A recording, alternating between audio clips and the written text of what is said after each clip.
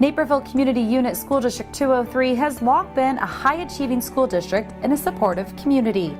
In a recent engagement session, our community confirmed how important it is that we continue to reinforce our mission. Specifically, we aim to educate our students to be self-directed learners, collaborative workers, complex thinkers, quality producers, and community contributors. During the 2013-2014 school year, we began to recognize mission makers at monthly Board of Education meetings, highlighting those individuals who fulfill our mission in a way that deserves recognition and inspires others. If we as a district just focus on our mission statement, our purpose, who we are, everything else will fall into place. That includes student achievement, that includes success in other areas of academics. But if we focus on our mission, then we're going to focus on everything that's right. By doing this, we look to what has always been the bedrock of our success, our own community. We share the hope that our own community members create so that we may inspire hope in others. Hope for the future, as it is embodied in our students and in our community that lives our mission. The grounds at Steeple Run Elementary School have never been cleaner, thanks to the Center of Trash Control. My first year, my first day, I looked outside at the playground and it was all filthy and nasty, and that made me upset. Ricky recruited his two friends, Brandon and Cade, and together the trio of fifth graders formed their own business, Center for Trash Control. It's good to help the environment too. But we thought of coming up with this company so we can persuade other people to not litter, but to help the environment.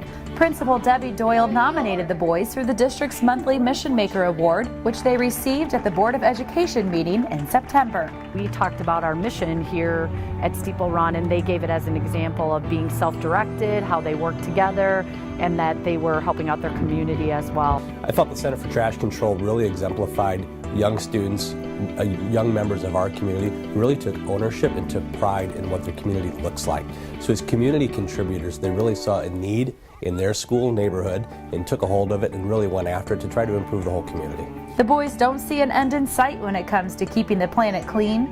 In addition to adding more pickup dates this school year, they plan to continue throughout the summer and bring it to Jefferson Junior High when they enter as sixth graders next fall.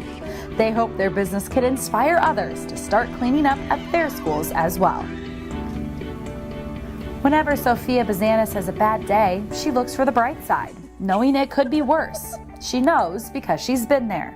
Watching her in her 8th grade class at Madison Junior High, you'd never know that only a year ago, she came to school in a wheelchair without the ability to see.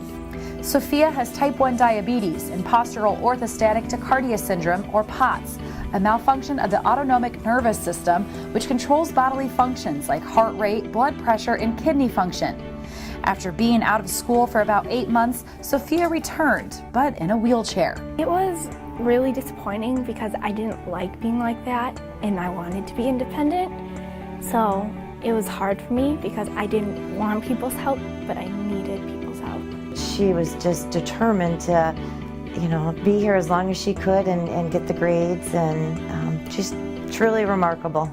No matter how bad of a day she was having, she would push herself to be able to get things done.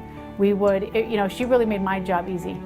Sophia was worried she may never be a normal kid again and worked tirelessly with physical therapists. By July of 2013, regained her ability to both walk and see again. It was amazing. I remember when I could see, I started to cry because I was so happy. And then walking, I was ecstatic. I couldn't believe that I had made it that far when I thought I wouldn't be able to. The first time her vision came back, I said, "Really? Are you sure?" She said, "Yeah." And she's just staring at me. I said, "What are you looking at?" She goes, "You.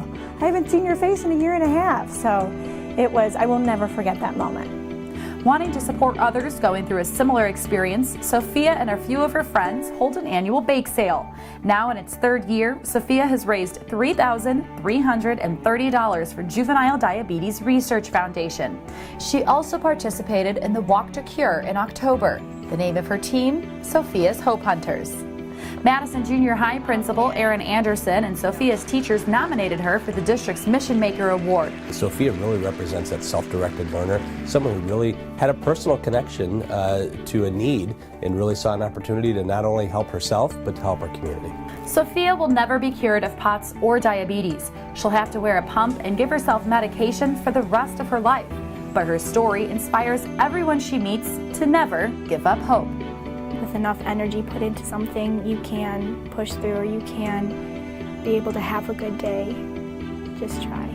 I'm really, really proud of all the work that she's done and what an amazing young lady she's become. Naperville Central High School senior Michael Kolzow is not only a leader on the football field, but off as well. Back in February, Michael was on his way to an early morning lifting session when he noticed an elderly man standing in his neighbor's driveway. And he started screaming. It sounded like he was saying help me or help. So I stopped and he was like reaching his hand out and his walker was beside him. Michael helped the gentleman into his car, called 911 and sat with him until paramedics arrived. The man was 91-year-old Larry Larkin, who suffered from dementia and that cold morning had wandered 2 blocks from his home where he lived with his son and daughter-in-law. It was somewhere around 10 degrees, wind chill around 0, and all I could think about was how close we were to losing my dad and being frozen to death. Michael's coach, Mike Stine, didn't find out about the incident until he read it in the paper a few weeks later, but wasn't surprised to learn about this heroic act. What he did, he just thinks that's what everybody does, but he doesn't know that not everyone would do that. I think if the world had more people like Mike in it, we'd be a lot better off. Coach Stine nominated Michael for the district's first Mission Maker Award, which Superintendent Bridges presented at the March Board of Education meeting. Mike just really exemplifies a quality Naperville 203 kid. Certainly his compassion to help the elderly gentleman at the time in need was really something that he's recognized for and we appreciate, but really talks about what a great person he is. And as I've gotten to know Mike, he's truly a leader and is going to be quite a success. Mike has a humble approach to his heroic efforts, but hopes he can set a good example for his peers and inspire them to help contribute to the community. Kind of a blessing for me because it's the right place at the right time, obviously.